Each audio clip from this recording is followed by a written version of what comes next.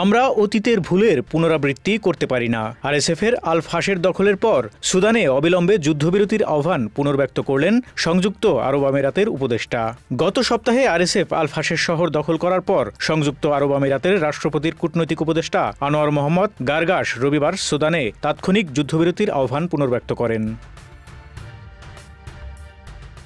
মানামায় International Institute for Strategic Studies সংলাপে তিনি বলেন, আমরা আল ফাশিরের নৃশংসতার নিন্দা জানাই এবং সুদানের অন্যান্য নৃশংসতার নিন্দা জানানোও আমাদের প্রাপ্য।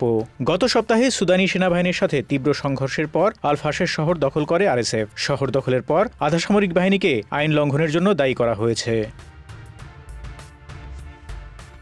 এদিকে অভিযোগ অস্বীকার করে আরএসএফ বলেছে যে এই পদক্ষেপগুলি ব্যক্তিগত পদক্ষেপ যা তাদের বাহিনীর প্রতিনিধিত্ব করে না।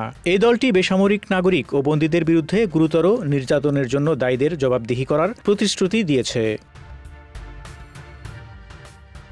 2023 সালের এপ্রিলে সুদানের সশস্ত্র বাহিনী এবং আধাসামরিক র্যাপিড সাপোর্ট ফোর্সেস আরএসএফের মধ্যে অভ্যন্তরীণ সংঘর্ষ শুরু হওয়ার পর থেকে কমপক্ষে 20,000 মানুষ নিহত হয়েছেন। প্রায় 1,40,00,000 মানুষ জোরপূর্বক বাস্তুচ্যুত হয়েছেন। জাতিসংঘের অনুমান 2,46,00,000-এরও বেশি সুদানি তীব্র খাদ্য নিরাপত্তাহীনতার সাথে লড়াই করছে। ফারুক শিমুল, ঢাকা এক্সপ্রেস।